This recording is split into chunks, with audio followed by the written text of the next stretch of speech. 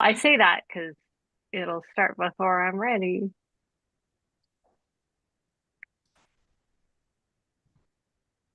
Do you guys get a thing that says, okay, uh-oh, Yeah. here we go. Good morning. Okay, so the other day I had a sweet conversation with one of my sweet stepdaughters. She was discussing how she felt guilty for doing things or not doing things when it came to her son. And I could feel the magnitude of her guilt as she shared her scenarios. Why do we or do we not do things in life? The thoughts and emotions behind our actions are our motives. When I take the time to see why I am doing what I am doing in life, then I can recognize what I give my power to. What motivates me in life has power in my life. For example, if I choose to go to dinner with someone, I can ask myself, and I've done this many times, why am I going to have dinner with them? Usually the answer is one of two things. I'm hungry and I like hanging out with this person.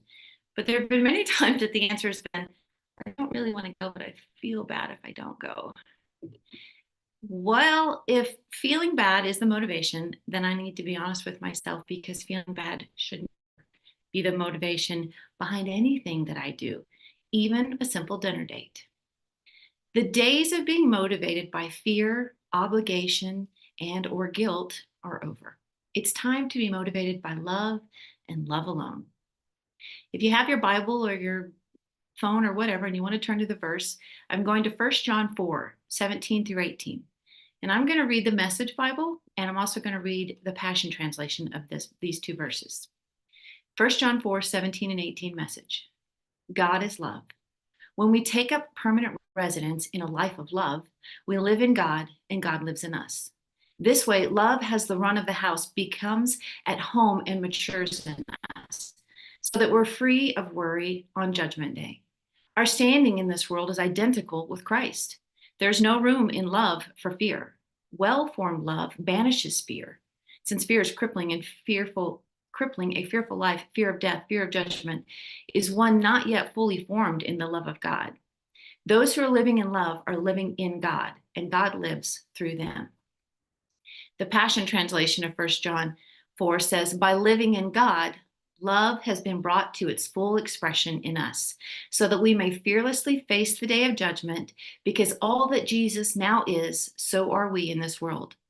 Love never brings fear, for fear is always related to punishment. But love's perfection drives the fear of punishment far from our hearts. Whoever walks constantly afraid of punishment has not reached love's perfection. I love those versions of that verse. In his article, Fear versus Love, What is Your Motivation?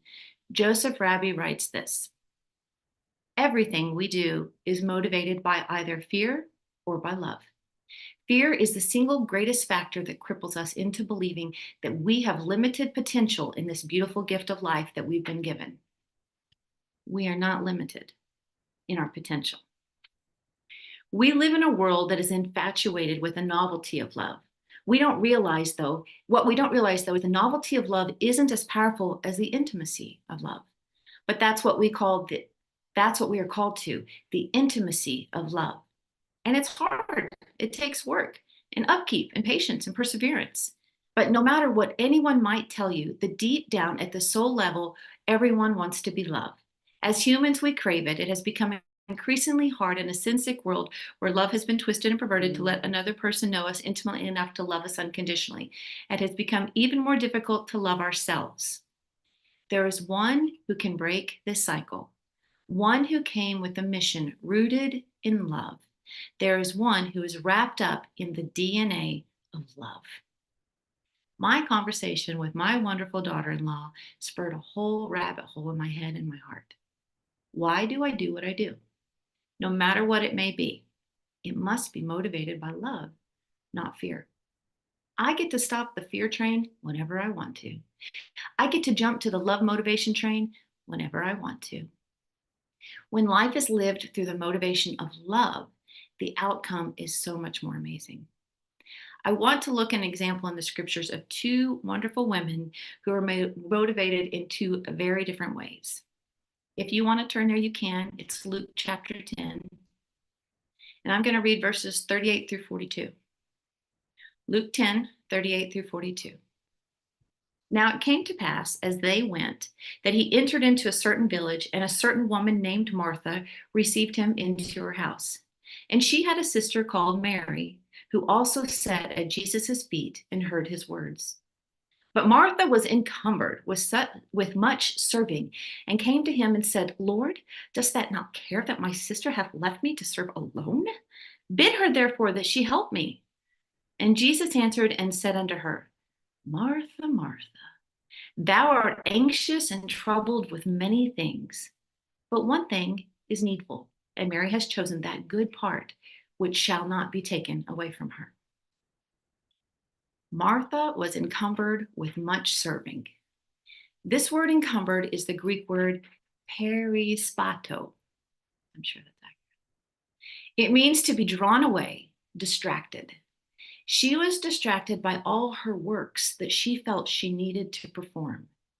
There's nothing wrong with serving, but the why behind it must always be in check. If I am serving or giving or doing, I'm doing it and I'm doing it from an obligation stance, I miss the joy. If I'm serving or doing out of fear, I miss the mark. Motivation behind what I do is so important. Martha, Martha, thou art anxious and troubled about many things. The word anxious is the Greek word merimna, Merimna. It means to be worried, to have anxiety. It is the same word used in 1 Peter 5:7 that tells us to cast our merimna, our anxiety, our fear, on him, for he cares for us. That's what she had, the stuff we're supposed to cast. The word troubled is the Greek word Horbos. I'm not even going to pronounce it. Let's not be crazy. It means an uproar, a tumult, trouble accompanied by noisy upheaval that throws things into disorder. Martha was not at peace. There was a noisy upheaval going on in her heart. Remember, we've talked about that emotional scale. Where do you think that anxiety and that tumult and that upheaval lies on that emotional scale? Probably way down there, near the bottom by shame and fear. Martha was not serving from the high place of love. She was serving from the lower level, fear. Jesus so gently corrected her by saying, Mary has chosen that good part, which shall not be taken away from her. Good is that Greek word agathos, that which is spiritually advantageous or beneficial. Jesus just said what she is doing and choosing can't be taken away from her because love never fails. No criticism to old Martha. Kaylin has been Martha many a times in this life. I choose now, though, to strive to be Mary in this life. One who is not fearful of the unfinished things, but is confident that all things work together for good to those who love the Lord. And that if I will just stay quiet on the inside, he will direct me in that which is agathos for that moment in life. It's my goal. And I don't always hit the mark. Sometimes I miss it. But you know what? You miss every shot you don't take. So I'm going to take that shot as often as possible. And I'm going to hit the mark many a times. I love this quote from Joshua Medcalf in his book. I don't know if you've read this book, but it's pretty cool. Chop wood, carry water. In it, he says, every day I'm learning how to fuel my heart and starve my fears. Love attracts energy. Fear consumes it. The days of motivated by fear, obligation, and or guilt are over. It's time to be motivated by love alone. My sweet daughter-in-law was gracious to share her life with me. And my response to her was this simple. You are a good mom. And from that, pull your motivation, not guilt, not fear. You are a good mom. Let love fuel your motives. Let love feed your heart. Let love reign in your soul. Let love be who you are. And from that identity, you can go far. Love you.